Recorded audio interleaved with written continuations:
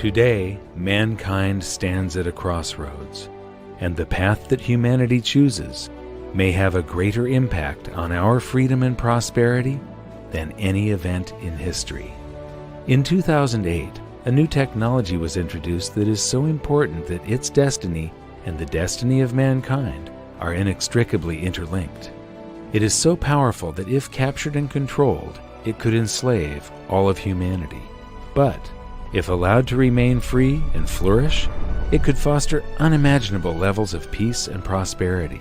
It has the power to replace all financial systems globally, to supplant 90% of Wall Street, and to provide some functions of government. It has no agenda. It's always fair and impartial. It cannot be manipulated, subverted, corrupted, or cheated. And it inverts the power structure and places control of one's destiny in the hands of the individual.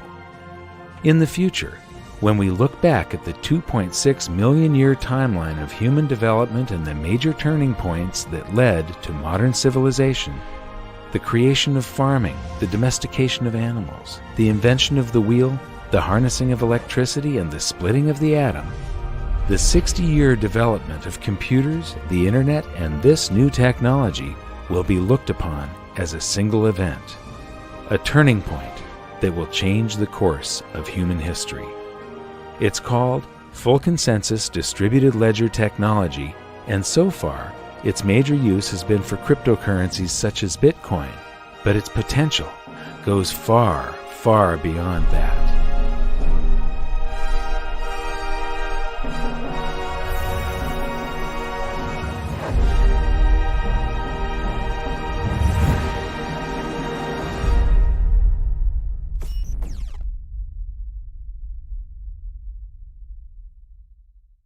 Hi, I'm here in Washington, D.C. across the street from the Federal Reserve because I'm really excited about something.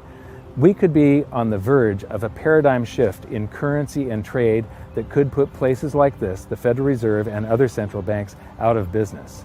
In our 4th episode of Hidden Secrets of Money, we called upon the viewers to join a discussion to develop a new world monetary system. And the people that put forth the most logical and compelling arguments were the cryptocurrency and Bitcoin people. So I'm here at a massive Bitcoin conference that has drawn experts from all over the world, and I'm going to be hanging out with them, asking a lot of questions, developing my own opinion. I'd like you to develop yours because this could be something that changes the world.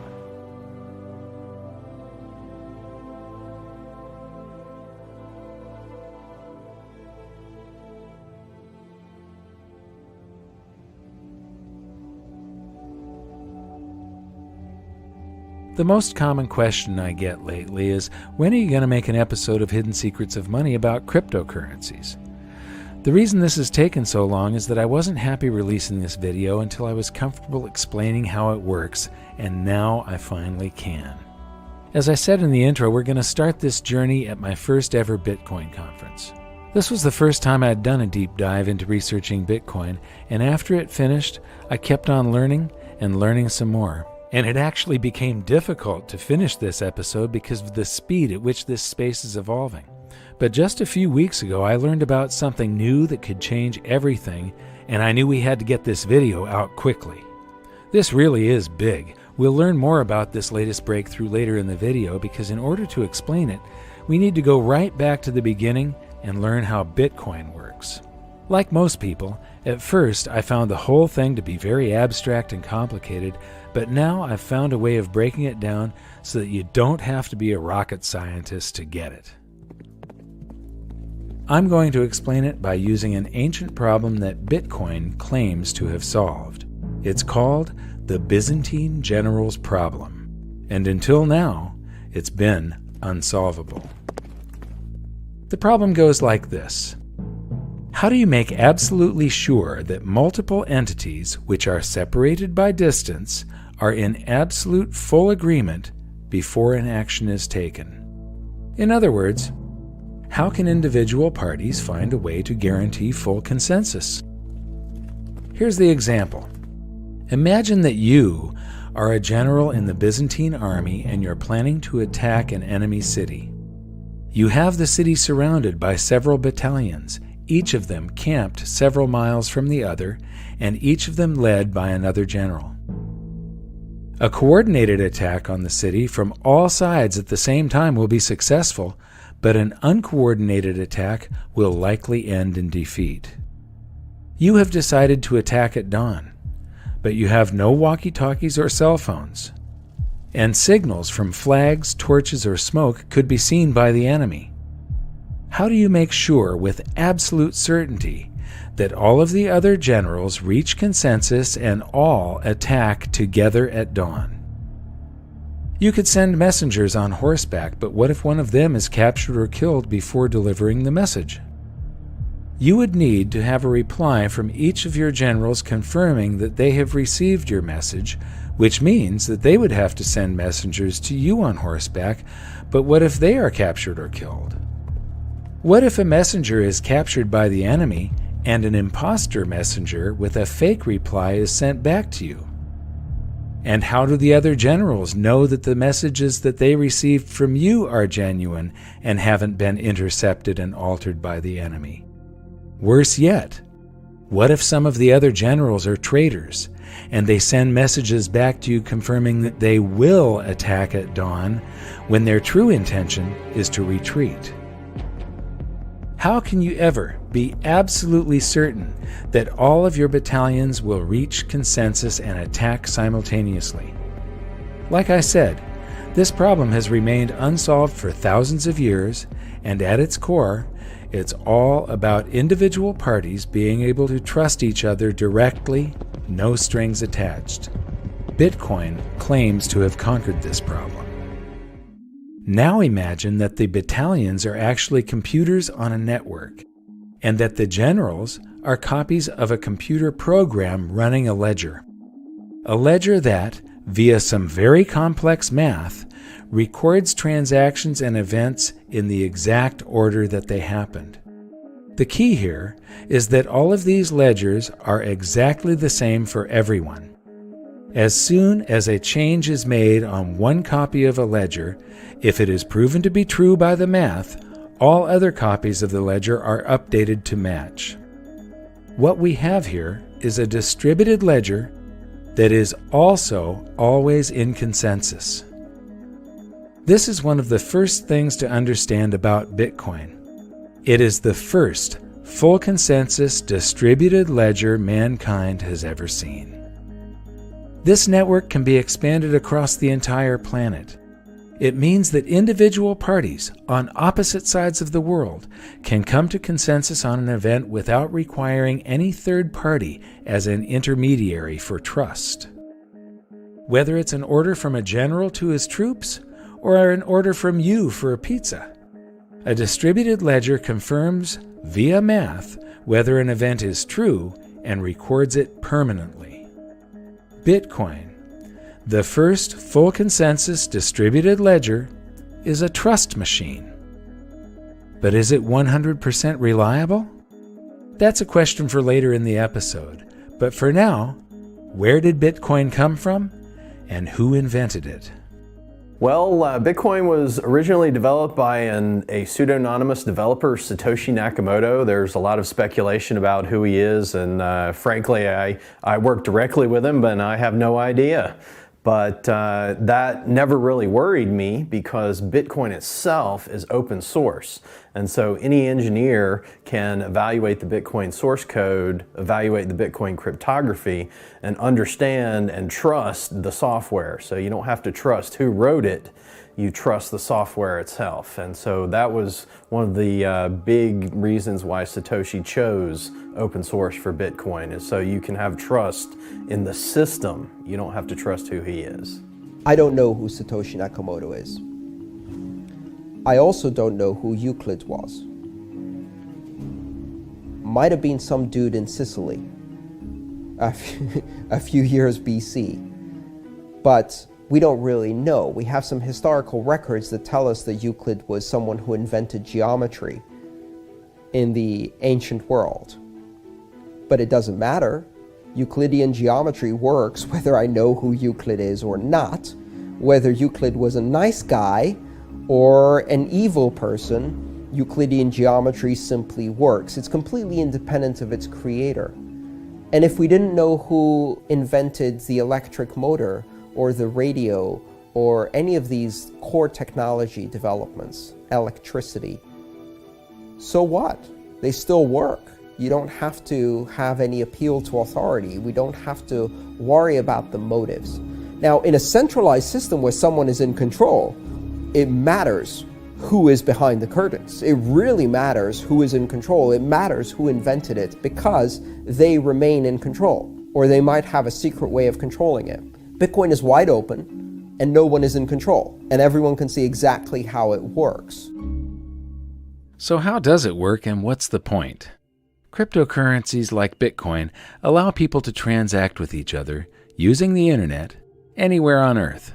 Instead of having an account number like a checking account or a credit card, cryptocurrencies are much more secure because they have a public key and a private key. It's like having two account numbers, one for deposits and another for withdrawals. You'll often see them displayed as a string of characters or a scannable code. This level of security means that you could put your public key on a billboard if you wanted to, and your funds would still be secure. The only thing other people can do with your public key is send funds to you. It's your private key that gives you access to your funds. As long as you keep control of your private key, your funds are absolutely safe, and theft and fraud are virtually impossible. But, just like cash in your wallet, you need to keep it safe to prevent it from being stolen. Its security is entirely your responsibility. Cryptocurrencies can also give you privacy. Just like cash, you don't have to disclose any personal information when you spend them. By contrast, a credit card has your name, account number, and expiration date. These act like a public key, but the equivalent of your private key, your signature and security code, are displayed in plain sight. This is just plain stupid. I've toured 5 national money museums, and while I was at one of them, I saw a group of young students on a school outing. I can just imagine that someday in the future, a group of kids will be standing around the credit card display, pointing and laughing at the incredible stupidity of the system we once used. And this is the point. Cryptocurrencies are light years ahead of our current technology. Since Bitcoin was the first cryptocurrency, I'm going to use it as our example, and I'll expand on our earlier description of a distributed ledger. But first, where does Bitcoin get its value? Bitcoin is brand new to mankind in that it's both a currency and a payment network simultaneously. And this is where Bitcoin gets its value. The immense network of computers all around the world running the Bitcoin distributed ledger. Every second of every day, these computers are keeping the ledger updated and in full consensus via a system that incentivizes them to process and confirm transactions. The system that Bitcoin runs on is called blockchain. Think of it as a modern version of an old-fashioned bookkeeping ledger, but instead of a handwritten list of entries and calculations, a blockchain is a digital list of entries and calculations. A block is simply a bundle of transactions. Think of a block as a whole page of transactions in the old-fashioned ledger. A blockchain is just a chain of blocks. It's the same as a whole series of pages in the old-fashioned ledger. Easy, huh? Here's how it works. The Bitcoin blockchain actually exists in every one of the millions of computers on the network as exact copies of each other. However, for this example, so that we can zoom in and you can really see just how a blockchain works, I'm going to show it as one giant blockchain in the middle of a small network of computers. Let's follow a pizza transaction with Bitcoin. When the transaction occurs, it first appears on the network in a pool of unconfirmed transactions, along with thousands of others from all around the world. Millions of different computers from the network then gather some of these transactions and place them in their own blocks. The computers are all creating blocks constantly in the hope that theirs will be the next one added to the official chain. A new block is added to the chain every 10 minutes or so when one of the computers wins the right to have its block recognized as the next in the chain and is rewarded with a prize of newly created bitcoins. The way a computer wins the prize is by trying to guess the answer to an extremely difficult math problem. In fact, The problem is so difficult that even with millions of computers making guesses billions or even trillions of times per second, it still takes roughly 10 minutes to find the answer. Once one of the computers guesses the correct answer and wins, all of the millions of computers on the network that did not win are instructed to throw away all the work they have done, update their ledgers with the block from the winning computer, and start again with a new math problem. In doing so, the computers use an immense amount of power and cost a literal fortune to run. So why do they do it? Because it can be very profitable. This is where the term mining for bitcoins comes from. Instead of striking gold by mining for precious metals in the wilderness, these computers are hoping to strike Bitcoin by mining precious numbers on the blockchain. But when these millions of computers are selecting transactions to go into their blocks, they aren't all selecting the same transactions, and not all the blocks are the same size. Some contain more transactions, some contain less. When blocks are thrown away, the transactions they contain go back into the pool of unconfirmed transactions. This means that the probability of a transaction being confirmed and staying in the order it was confirmed in is not absolute, but it becomes more of a certainty every 10 minutes as new blocks are added. In fact, for very large transactions, it's suggested that you wait for 6 or more blocks, about 60 minutes, to be absolutely certain that a payment is permanent. So why is it so slow? Why is your pizza cold before you own it? Interestingly, the system is slowed down on purpose, and here's why. With the insane difficulty of guessing the answer to the math problem, you would think that the odds of 2 or more computers winning at the same time are extremely improbable, but it actually happens quite often. This is called a soft fork, and when it occurs, all the computers in the network receive both of the winning blocks and are instructed to create a new block that will chain to the block they received first. But because of varying internet connection speeds, different computers receive different winning blocks at different times. The tie is broken roughly 10 minutes later when one of the computers solves the new math problem and its block is added to the ledger, and the longest chain wins. But what happens to all of the blocks on the other side of the fork? They're discarded, along with all the transactions they contained, which go back into the pool of unconfirmed transactions. This soft forking is the main reason the system must be slowed down on purpose via the math problem. If the system was instant, it would be forking everywhere, all the time, and there would be no consensus. No one would have any idea of which ledger was the correct one, and every computer would be busy building a different block to create yet another fork. The slowness and immense amount of computing power is required to keep the Bitcoin ledger in full consensus. Therefore, as more and more computing power is added to the network, the system automatically adjusts to increase the difficulty of solving the math problem, which then requires even more power. If Bitcoin is ever going to be widely used, it will be using a massive amount of the world's energy. There are other systems for reaching consensus, but we'll look at those later in the episode. For now, Bitcoin is working as intended and allows people to transact with each other using the internet anywhere on Earth. Bitcoin, it's the first full consensus distributed ledger that mankind has ever seen, but it's not the last. I'm here at the conference with Eric Grill of Coin Outlet, and I'm going to buy some of my very first Bitcoins right now. And so Eric's going to show me how to do this. He's going to tell me this is a paper wallet. That's correct. So I can load this paper currency that's inside this little Ziploc here with Bitcoins. And so I'm going to take a $100 bill and hold that for a second. So what am I supposed to do with this now? You'll scan your public address into the In QR there? code, yes. Okay. And pull it out when it beeps. Okay. Okay, it beeped. Awesome. It'll show your balance. And okay. Now you can deposit your money. And okay.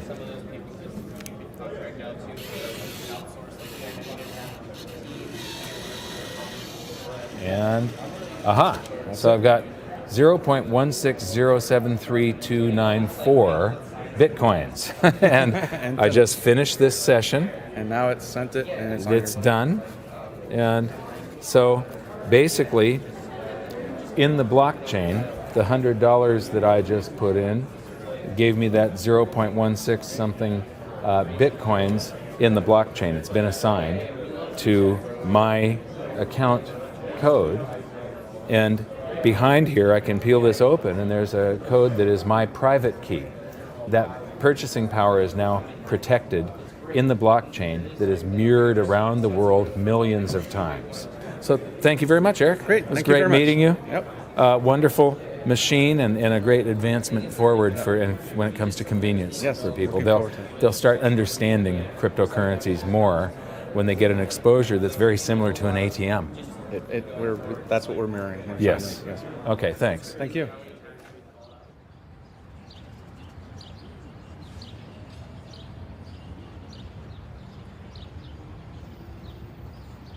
So I've spent a day at the conference now, and I wanted to come and sort of elaborate on some of the things that I've soaked up. And I came here to Washington Circle in Washington, D.C.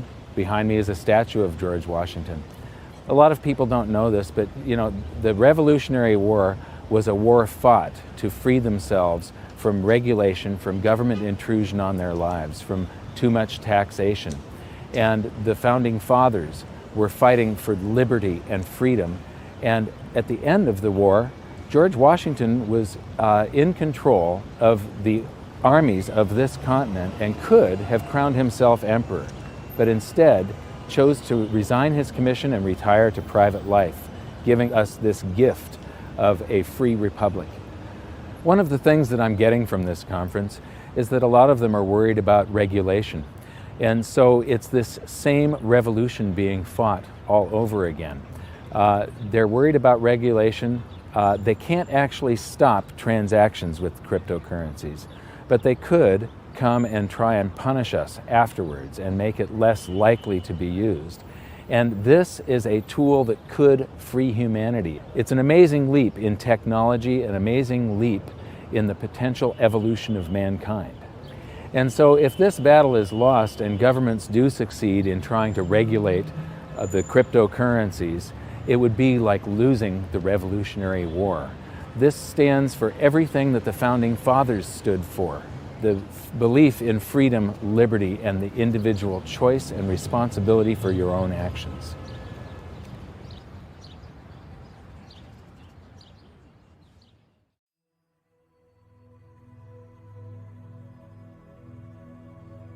On day 2, I listened to more of the experts, and the more I learned, the more I realized just how much I needed to know.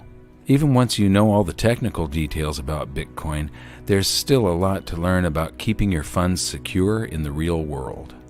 One of the most interesting things I found out is in the early days of the internet, they were actually paving the way for something like Bitcoin before they even knew what it would be.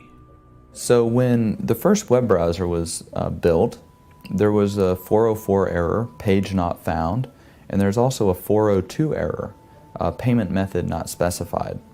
So back when they originally built the web browser, they were thinking about the time when they would eventually discover the technology, create the technology to transfer value over the internet.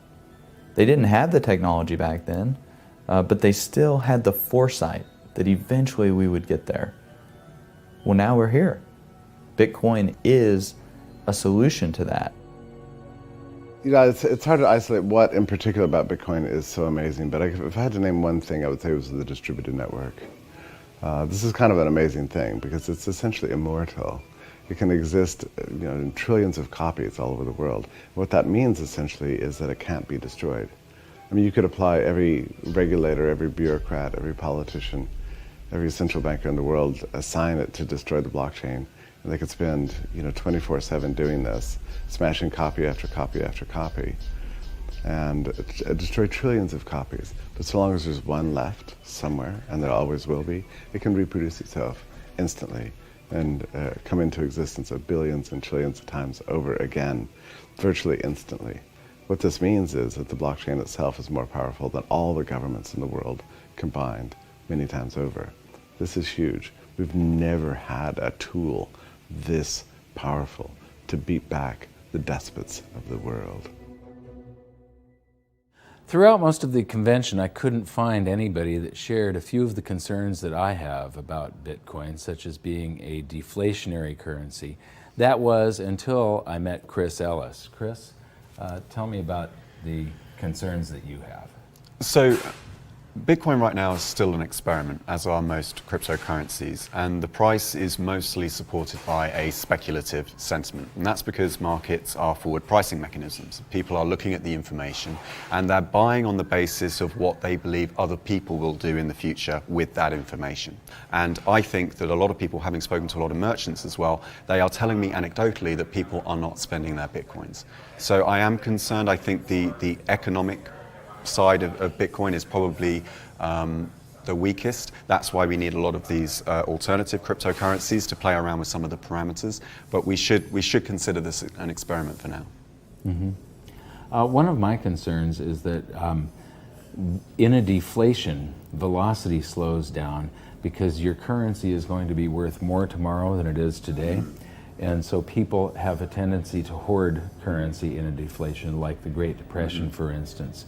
Bitcoin is going to have so many coins per month released, and then that level drops every year or 4 years? 4 years, yeah. Until it gets to a level where it reaches 21 million coins and it stops. Mm-hmm. Yes. When it stops, I have two concerns. One, the Bitcoin mining that people are doing is what encourages them to leave computers running all over the planet, and that's what makes Bitcoin work. Now, I know there's a small transaction fee, and if velocity, the number of transactions, picks up enough, then the transaction fee is a reason to leave your computer on. Mm-hmm. But you have a deflationary currency that encourages hoarding and not spending it on transactions.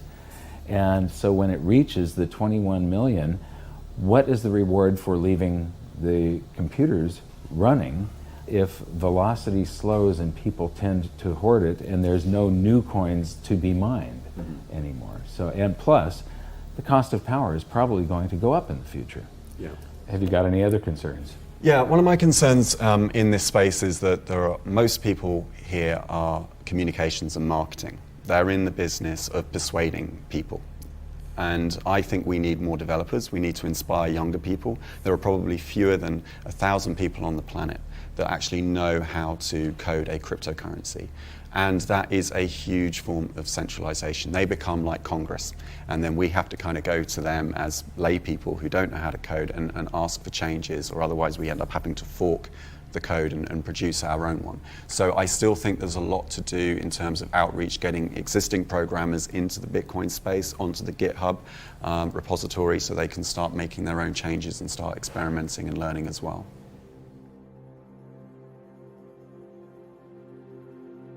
So what have I learned in the past few days about Bitcoin and other cryptocurrencies? I've learned that they're a simple mathematical formula that is fair, honest, and impartial. I've learned that this is more than just a digital currency. I thought that this was just for sending value from one person to another. This is a revolution that will change the world. It will tear down borders. It will connect the globe. It is as important as the internet was. But because it connects people, because it frees people, there will come a day where there is a call to regulate it, to stop it, to shut it down possibly. The people that are calling for those things, their motives need to be questioned, because what they are trying to prevent is freedom. It's that simple. One of the things that cryptocurrency does is it provides freedom, and the people that will be calling for its regulation or its abandonment will be the financial sector, central banks, governments, because it provides for a lot of the things that government does very poorly, it will do very well. That the financial system currently does very poorly, it will do well. It's fair, honest, impartial, instant, and cannot be subverted. The only caveats are that Bitcoin has first mover advantage. It's the largest one, but it may not be the one that succeeds. It's an experiment at this point. But the important thing is that the genie is out of the bottle. Freedom is on its way to us right now. We can all support it, or we can let it languish. and I think that this cannot be stopped. So am I going to sell my gold and silver and convert it all to Bitcoin? Absolutely not. Bitcoin, as I said, is an experiment. There is a possibility that these things could go to zero before they're fully developed. There's a possibility of some sort of catastrophic failure. Right now, it has proved very robust and unhackable. You don't know what is going to happen in the future. So one thing to keep in mind, the Germans came up with the Enigma machine in World War II, and it was supposedly uncrackable, and then we broke the code. And then they added another dial to it to increase the complexity manyfold, and it was supposed to be uncrackable, and we cracked the code. So, Bitcoin has not been completely proven. It's got 5 years of existence now and robustness. This may be the answer to all of mankind's problems when it comes to a simple medium of exchange, but it's more than that. You can make these smart contracts that settle with a set of rules, so somebody doesn't get paid until all of the rules that you have established are fulfilled. You can create escrow with yourself, where there's a third party that has to sign off that a transaction has been completed before the payment goes through. They're working on things where you can take delivery of something continuously and pay for it as you use it. It would be like paying for the internet for every second that you're using it only, or paying for the gas that's delivered to your house. Instead of monthly, you're being billed per thermal unit, and with no frictional costs involved. So this adds up to efficiency. Therefore, mankind is left over with more prosperity. If there's no third party in between bleeding off economic energy, you end up with more prosperity. This is a very good thing for all of us. And because it is so fair and impartial, there's less of a need for the court system. There's less need for government and rules and regulation and people to enforce all of this stuff. In the future, there will be less need for Wall Street. That Wall Street does not realize it yet, but they are antiquated dinosaurs of the past about to go extinct. You can attach stocks and bonds and things such as that to cryptocurrencies, and companies could now do IPOs just on the internet. They do not need Wall Street anymore. They don't need a third party like Goldman Sachs or some other big brokerage house taking a cut. There's no need to worry about corruption because the code cannot be corrupted. I do know that I am going to be putting some of my capital into cryptocurrencies from now on and supporting this movement and helping to push the freedom of mankind forward. And here's something else. The reason that people buy Bitcoin is the same reason that people buy gold and silver. It's an alternative to all of the other currencies, the fiat currencies that are being printed into oblivion on this planet right now, and they eliminate the need for third-party trust. You don't have to trust somebody else with your Bitcoins. You only have to trust yourself. You don't have to trust somebody else with your gold and silver. You have to trust yourself. So the reasons are the same, and so I would encourage every precious metals investor to investigate Bitcoin and the other cryptocurrencies, and I would encourage every Bitcoin and cryptocurrency user and investor to investigate precious metals. I'm going to hold both. I look at the cryptocurrencies as a very speculative, volatile, and potentially risky play. I look at gold and silver just like savings. I see them as something that has never failed in 5,000 years. They are proven, and I see them as extremely undervalued compared to the morass of fiat currencies on this planet at this point. So when I came here, I expected to find nothing but a digital payment system. And what I found is a technology that can revolutionize the planet. If the founding fathers of America were standing here beside me, they would be fighting for this revolution.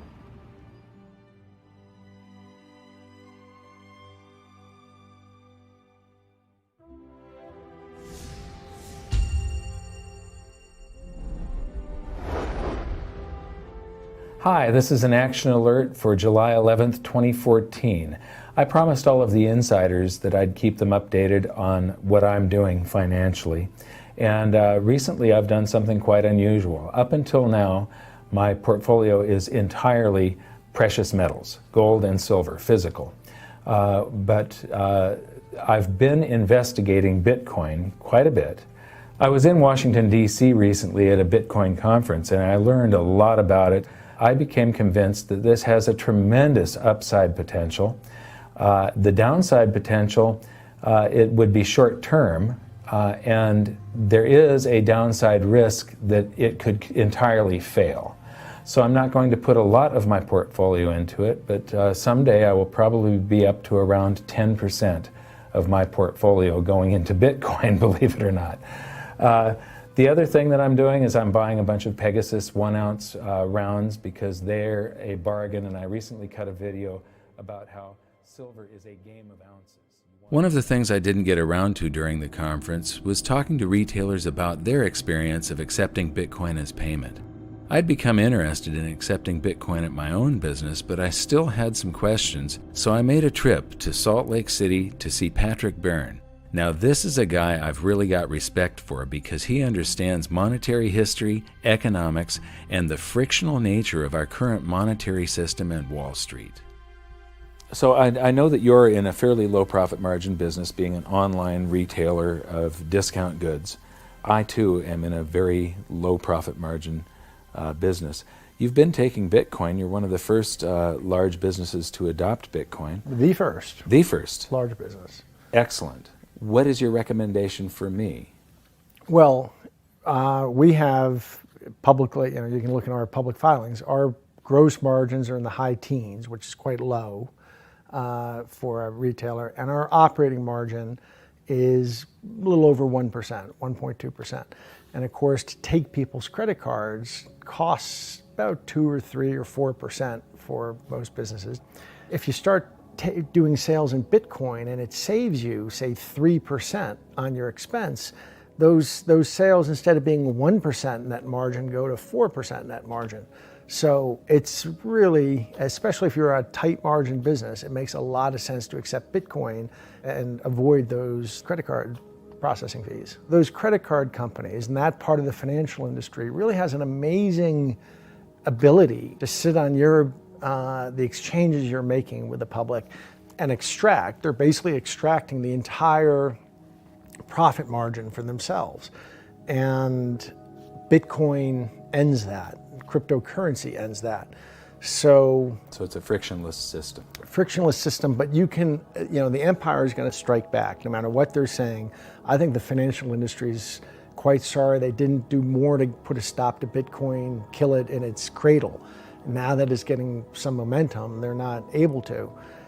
That's their entire business model, is to be in that position where they can extract rents through their monopoly or oligopoly.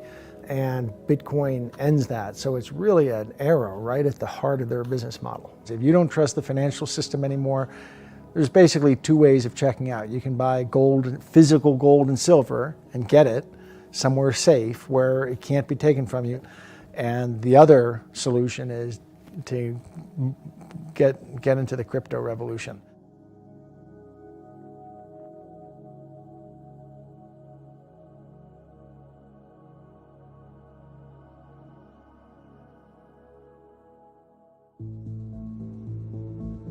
Since starting this episode, we've seen a blockchain boom. The IPOs I mentioned are happening now, but they're actually called ICOs, initial coin offerings.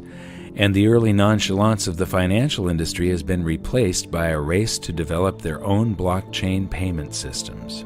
Because of its rate of growth, Bitcoin has been stressed to the limits. Where it was once fast and cheap, it is now slow and expensive. In fact, the issues Bitcoin has suffered from have led to political infighting, Bitcoin forking into multiple versions, and alternative cryptocurrencies gaining market share every day. Distributed ledger technology has caught fire, and there's a speculative mania occurring. While the speculation can't go on forever, one thing is for sure: blockchain is here to stay. Or is it? Last week I was in New York City for a meeting that we had scheduled that I thought was going to take a couple of days, and it ended up only taking a couple of hours. So with all the leftover time, I decided to go visit an old friend, Dimitri Kofinas. He used to have one of the best financial shows on television called Capital Account. You might remember him from episode 2 of Hidden Secrets of Money, where he talked about Greece and the hubris of leaders and empires and how history repeats. Anyway, he has a new podcast called Hidden Forces. And when we visited him, he was all fired up about this new technology.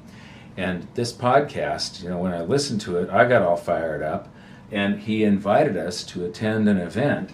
So we went home to Los Angeles, there for 2 days, and right back to New York again, and to the event that he hosted about Hashgraph technology, created by Lyman Baird, that is probably going to end up replacing blockchain technology. I mean, this is big.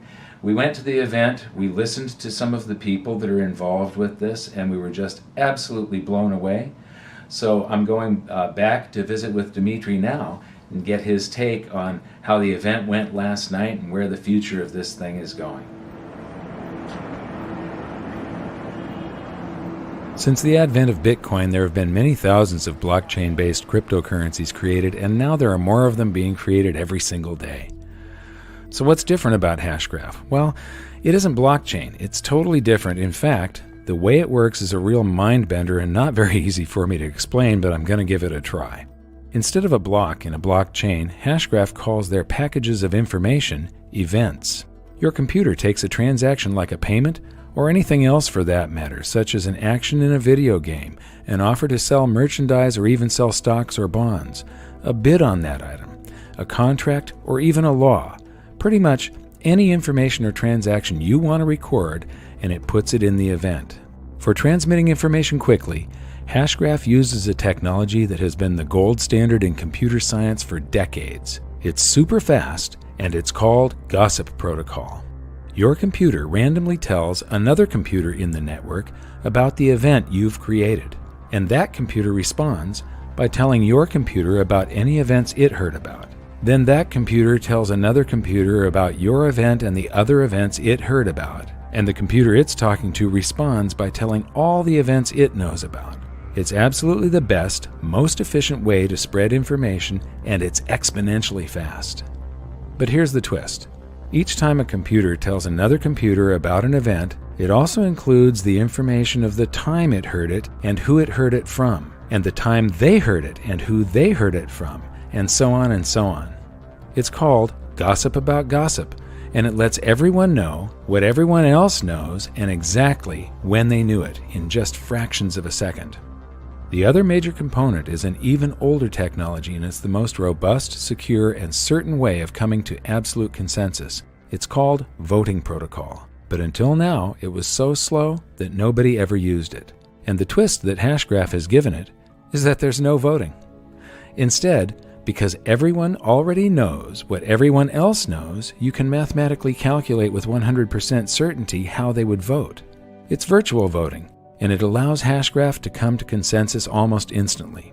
So instead of recording things on a block and then adding it to the blockchain once every 10 minutes, Hashgraph events are added to the system instantly the moment they're created, so they don't have 10 minutes worth of information in them. This means that they're small and they contain far less data, so they use very little bandwidth and are much easier to transmit.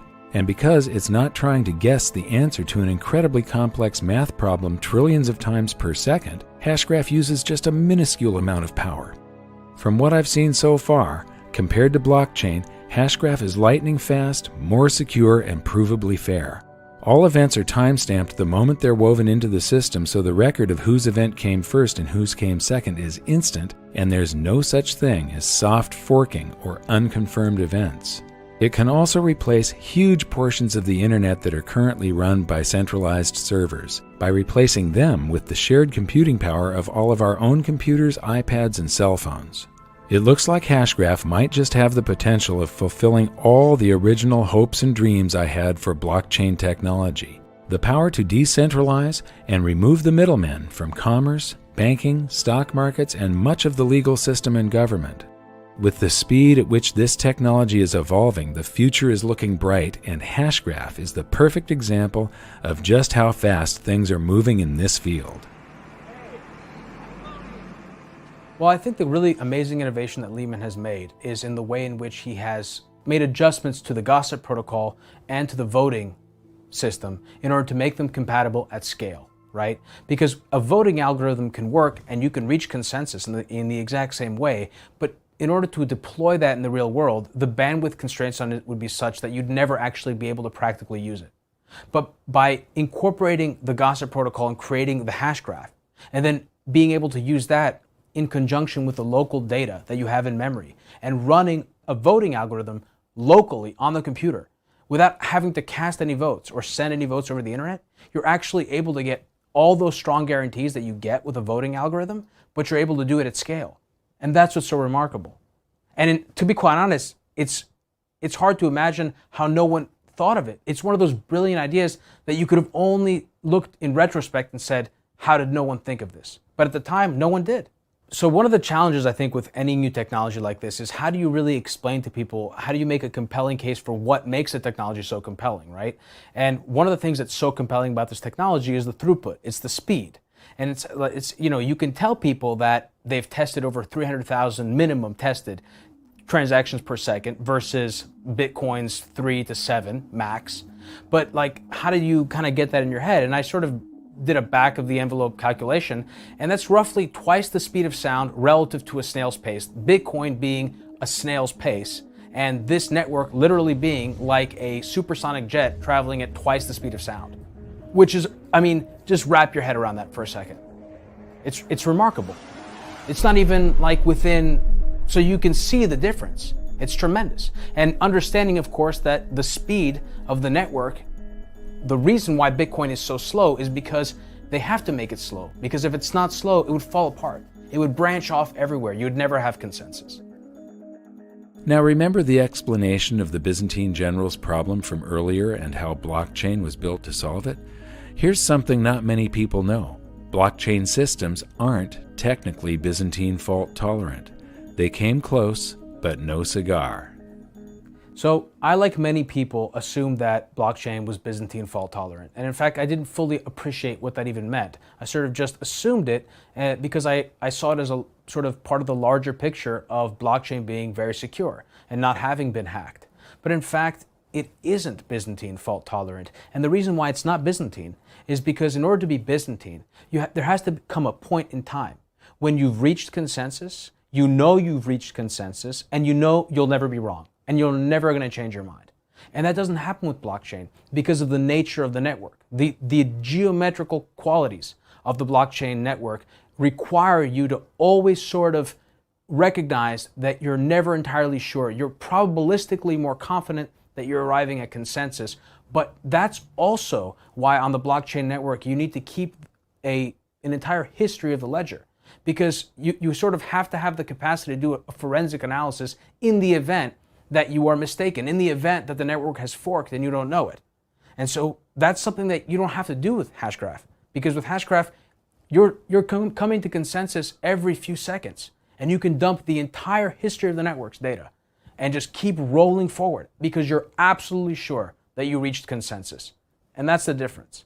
I think the major problem, the sort of the big deal in the blockchain community for years, ever since the community figured out that they could take this protocol that Bitcoin was built on and sort of extrapolate it and use it to build these distributed systems, this distributed architecture around storage and computation, etc., and building applications on top of it, is that there was a recognition that it had limitations. It had limitations at scale.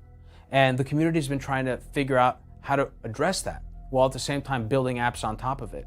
And something that Leemon said, which really has stuck with me, is that while everyone was really busy building apps, they forgot about what the core of distributed technology is all about, which is reaching consensus.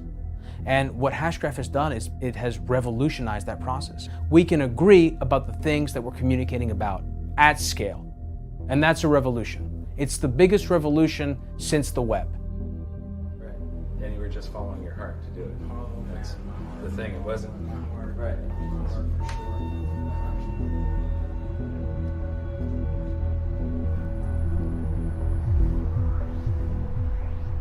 So we've been looking at this amazing new technology for about a week now, and what I find so incredibly amazing is that it holds the promise to solve all of the problems that the other distributed network ledger systems have.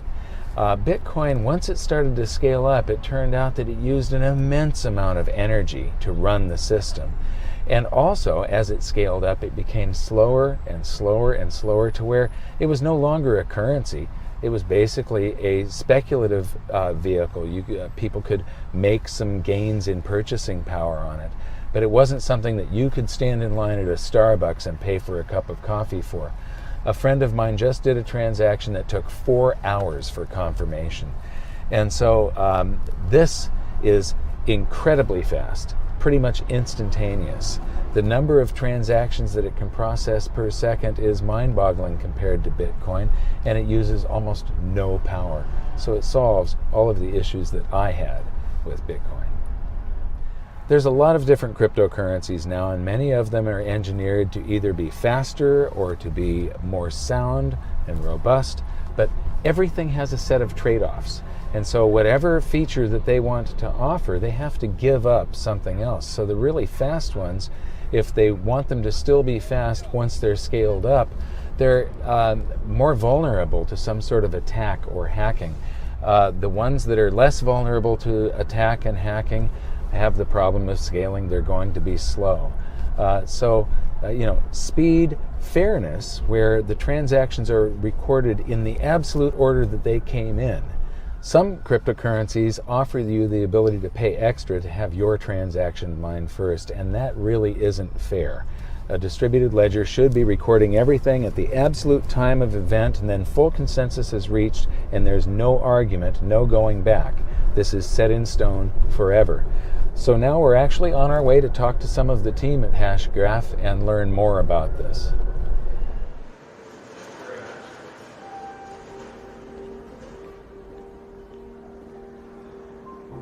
Have you ever seen New Jersey look so beautiful? No. When I first arrived, I was chatting with some of the Hashgraph team about how much energy the Bitcoin system uses these days. It has literally gone through the roof. If Bitcoin were to replace the entire world monetary system and financial markets, it would use more power than the entire world produces. It's completely unsustainable. This is one of the reasons I'm interested in Hashgraph, its amazing efficiency. The other reason, these guys already have commercial customers using their technology at an industrial scale. How it's being used today is in private enterprises. It's been deployed by the Credit Union Association, where CU Ledger is a group of 6,000 credit unions and a consortium that had to make a decision. What distributed ledger technology were they going to use? And we beat IBM Hyperledger, and we're super proud of that. We're a small company, no more than 6 people today. And the fact that we could go up against IBM, it's a true David and Goliath story, and we're really proud of that. It's also being used in Ethereum-based projects where a lot of these ICOs, coin offerings, are starting to realize the limitations of the Ethereum protocol, and that today it's 5 to 7 transactions per second. Hashgraph is, again, that hundreds of thousands of transactions per second, which opens up a whole new genre of applications that could never run on Ethereum. Our technology speaks for itself. It's night and day in true comparison to everything else in the market, and everything falls short, especially when it comes to security. We're asynchronous Byzantine fault tolerant. We're the strongest form of security you can get in a distributed architecture. You don't have to take our word for that. There's 30 years of academic literature in the space of voting-based systems. Ours is a voting-based system without the voting. We do virtual voting, which sounds weird, but it works. It's peer-reviewed, mathematically proven. That's what got the credit unions. The fact that we have absolute certainty that when we achieve consensus, this is consensus. It's not blockchain in that with every additional confirmation we become a little more certain, but we're never truly certain. And that's the case, certainly, of blockchain. With Hashgraph, you never have that what if. You're 100% certain that this is the way things are. This isn't theoretical. We're not talking about a white paper or some voodoo idea that is not practical, because the fact of the matter is this is a tech stack that you can go download today. It's been out for a while now. We took it to TechCrunch Disrupt to have developers and a hackathon out there build on it. We gave a $5,000 prize to a team that built the Hashgraph fair auction ledger. And what that is a distributed auction for the first time ever in the history of mankind, where there is no centralized infrastructure, but distributed parties could submit a bid, and we can still decide who won that auction. Think Sotheby's or eBay, but without a leader, without any vulnerability, and with complete fairness. That's never existed before. Well, for me, the most exciting applications or potential applications for Hashgraph are in terms of Internet of Things, in terms of identity, and allowing us to be able to control our own identity instead of it being in the hands of corporations or other organizations. From a currency or economic standpoint, it opens up possibilities in developing countries. There's so many possibilities that before Hashgraph got invented, all these possibilities didn't exist, but now they do. It really does seem like Hashgraph has cracked the problem of consensus at scale. Once again, you can see the speed of evolution in this space right in front of your eyes, and like I said in Washington, D.C., it may not be Bitcoin that dominates this space, it may not be Ethereum, it may not be Hashgraph, but you need to understand how quickly this thing is moving. It's a very exciting time. The more I found out about this technology, the more I needed to know about it, so I headed straight to Texas to meet with Lehman Baird and Hashgraph's CEO, Mance Harmon. We both lived in the same town. It was actually a suburb of Austin, Texas, Cedar Park, Texas. And there's a Starbucks on the corner. We would meet there after kids have gone to bed and would sit at this Starbucks until they would close, and very often until late in the evening after they've closed. We would often watch the people at Starbucks bag up all the trash and throw it over into the dumpster, and Lehman and I would be sitting there talking about the latest thought and the latest evolution of the Hashgraph. What's the latest rabbit hole that Lehman was going down in terms of exploration of how to solve this problem. And so there are a great many memories of this process in that particular location. It's clearly the case that we're wanting to change the face of the internet. We're wanting to make the internet what it should have been from the beginning, but nobody stopped to figure out what's the right way to do this. And the internet grew up in such a way that there are serious architectural flaws and security flaws, and there's a lack of trust in a very real sense. And we see the opportunity to fix that problem. There's a general understanding across the community that what we're doing today in the world of distributed consensus is sort of equivalent in many ways to what happened in the mid-90s with the introduction of the World Wide Web and how that changed society in fundamental ways. And so we're not alone in this. It's obvious to the community. We just happen to have the best technology in the market at the right moment in time. And so we've been given this privilege of being able to be on the leading edge and perhaps usher in this new trust layer on top of the existing internet. And there's a certain camaraderie that comes along with wanting to do something as bold as say we're going to change the internet. So it's funny, the ledger field is very broad and people come to it from different directions. Some people 30 years ago were coming to it from making computers not have faults.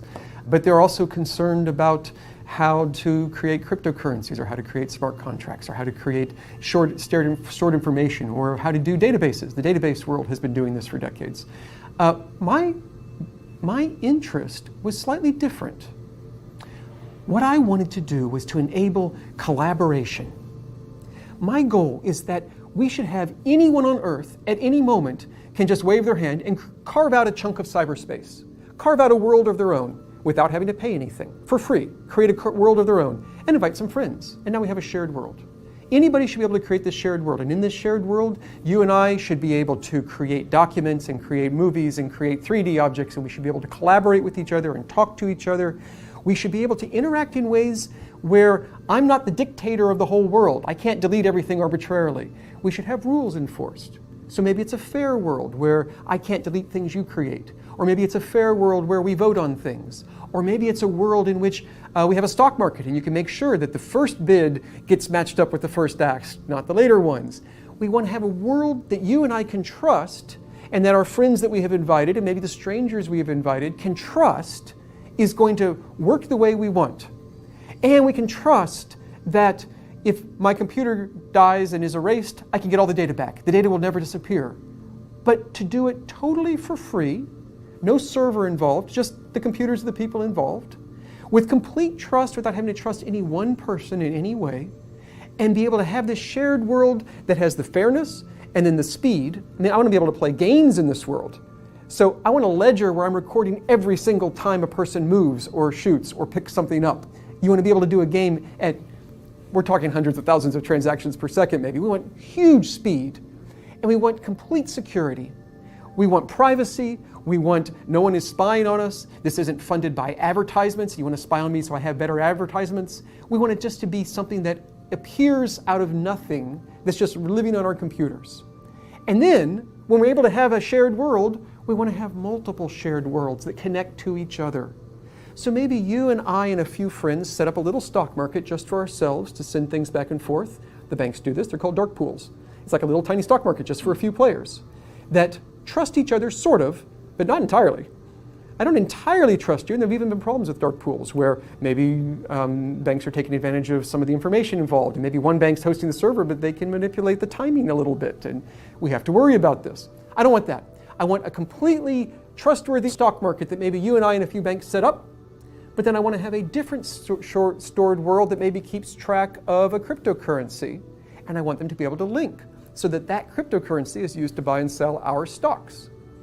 I want to be able to have a game world that links to a Wikipedia world, where it appears that pieces of Wikipedia are actually part of our world, and as they change in the Wikipedia world, they change in our world. You want to have shared worlds that are interlocking with each other, that allow shared trust even across these things. This is the vision for what we want the internet to be. It will change the way we even look at what cyberspace is, what the internet is, what are networks, even what are computers. This is what's going to happen. And 20 years from now, when the children who are born then are growing up, they're not even going to think about websites and emails as a separate thing and internet and many of the hacking attacks that we have today. They're just going to take it as a matter of course that anytime I want to, I can wave my hands, I get a shared world, it's free, it's easy, it's trustworthy and reliable, I can invite 2 friends or 1 million friends, and it all just works. And it will change the way we think of what the internet is. That is what I started being interested in building. And this is the direction that we're going. And this is what distributed ledgers do, is they will ultimately allow us to do that. And there's a lot of rough edges. We have growing pains in distributed ledger technology today, but we'll get over the growing pains. We will get to a world that really is fast and secure and fair, and we will be able to then have this vision of shared worlds, big public ones, little private ones, everything connected. That was the idea. That was 5 years ago. So I like playing with math. So I kept playing around with how would you do it, and I convinced myself, yeah, it's impossible. You can't do that. There's no way that you can have really high throughput because, and also have all these security and fairness properties. You just can't do it. Because ultimately you end up having to tell everybody what you think and then tell people what other people thought, and then you can have millions or billions of extra votes and receipts on votes flowing around. It just doesn't work. So I was able to convince myself it's not possible. And I set it aside, and it would come back and haunt me, and it would keep nagging at me. And so I would pick it up again, and I would spend a couple of days going through it and going through the math and realizing, no, I was right. It really is impossible. You can't do that. And set it aside again. And this kept going for years. I have lots of math problems. Some I've been working on for decades. They just, for whatever reason, I don't know why, they just latch onto me and I can't get away from them. And eventually, I said, wait a second. if we're all just talking to each other and you include a tiny bit of extra information, we could each end up with a complete history of exactly how we talked to each other in what order. But if I had that, I would know exactly how information flowed through our community. I would know what you know. I would know when you learned it. I would know what you know about what Alice knows, and what you know about what Alice knows about what Bob knows, and about when they learned it. I would know so much that I could take one of those huge, impractical, impossible, too slow voting algorithms and do it with no votes at all. I could just sit here and say, oh, I know how you would vote, so don't bother voting. Don't tell me your vote, I know it. I'll just pretend that you voted, and I'll just pretend, and I'll just get to the conclusion. And so all we do is we just talk the way we would talk anyway to send out our transactions. We add a tiny bit of information, and it gives us this entire history. The history is called a hash graph. You just get this entire hash graph that lets you see such incredible amounts of information about who knows what when, that then you get consensus for free. But that's where we're going, and we're at the very early stages. I mean, the planet is at the early stages of what ledgers can do. And I think whatever you think that ledgers might be able to do, they can do that, but they can also do more. And we are just as a species beginning to learn what the final limits are. And we're pushing as fast as we can along that path. And so this is the gateway to the next net. This is it. This is the next net. Technically, the geeks will always know, well, there's multiple layers and the internet's still down there at the bottom just like it always has been. But for the users, what they think of when they think in their mind of what the net is changing. And that's what's going to be different. At a low energy cost. Let's talk about energy costs. You can run this on your cell phone, am I correct? The Yes. processor in a cell phone is enough to actually run Hashgraph. Absolutely. So there are systems that would require you to buy a supercomputer. It's called a mining rig. It's a big box full of specially built chips that don't do anything useful for humanity. They just mine, which means they solve math problems that have no inherent use. The purpose of them is to slow down the network. This doesn't sound good, just on the face of it. I'm going to spend a lot of money on a supercomputer, and then I'm going to use a lot of electricity to run my supercomputer, and the whole point of the supercomputer is to slow down the network. But that's what it is. And so proof of work systems work that way. Proof of work is really exciting because it was the first to show us all the possibilities of ledgers. But it's the first generation. We clearly need to move beyond that, and we will, I think, over time. So with Hashgraph, yeah, you could run a full node on your cell phone. You've accomplished something, a tool that is extremely powerful. What are your hopes and dreams? My hope and dream is that this pushes us forward along this path to an internet of shared worlds like we've been talking about, where anybody can collaborate with anybody, and the data is stored. You don't have to pay for a server to hold it. It is secure, it is private, where you have the rules enforced. We could set up an organization and trust that elections aren't being rigged because the rules are enforced and you don't have to trust any one person. We could have money and trust that no one's going to inflate the money supply because the rules are enforced and it is guaranteed. We could store the deed to your house, and at any given moment I could know that we're all seeing the same answer as to who owns it, so that you can't sell it to one person and also sell it to someone else at the same time.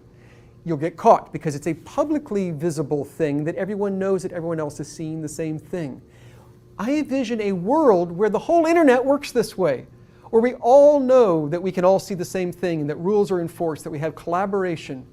And to do that, we need speed, we need security, we need fairness, and my goal is that what we're doing pushes us along that path, because that's the goal that we need to get to, where the nature of the internet itself is different, because it has a trust layer.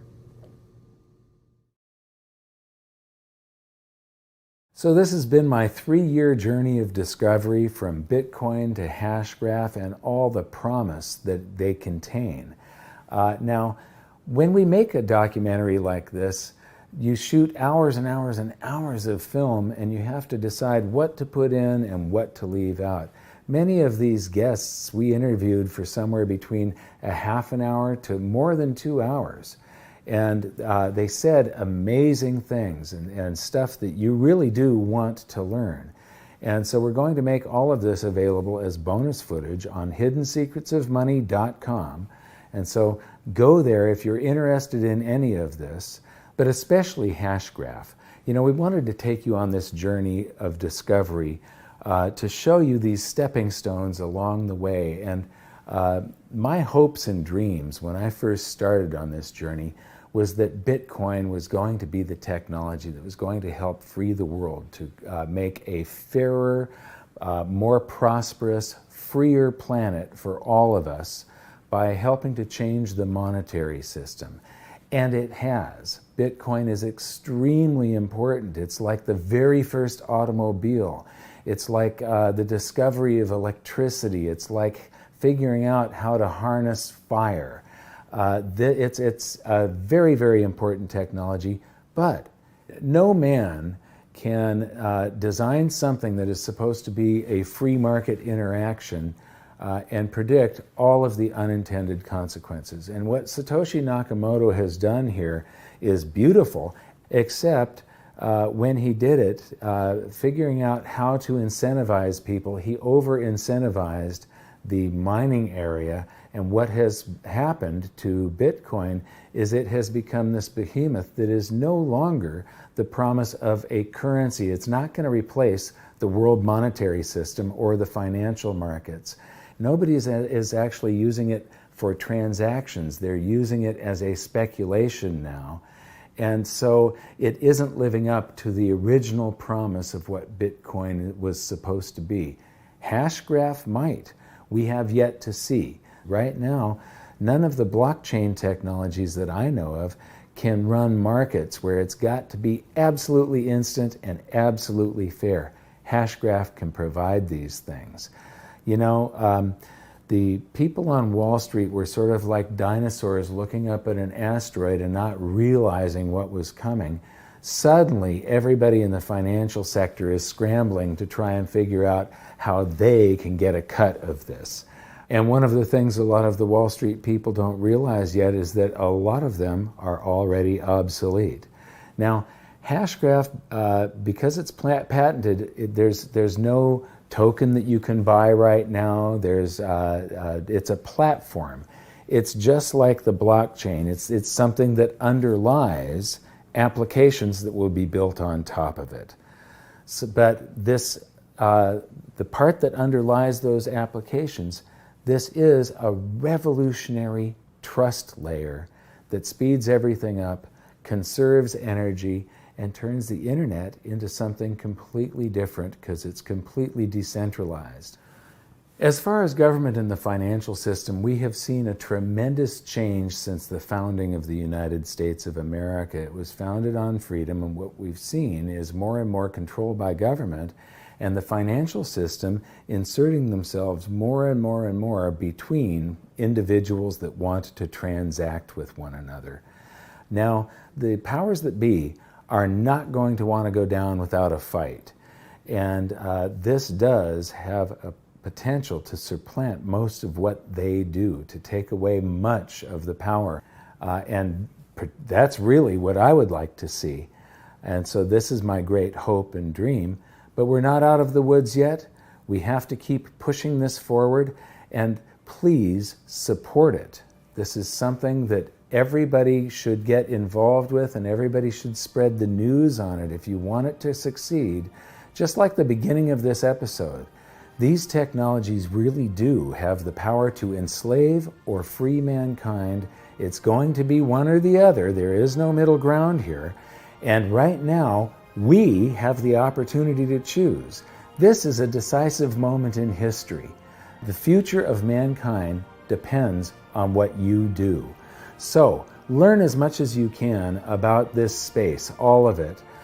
Visit hiddensecretsofmoney.com and watch the bonus features, especially the stuff from Lehman Barrett at Hashgraph.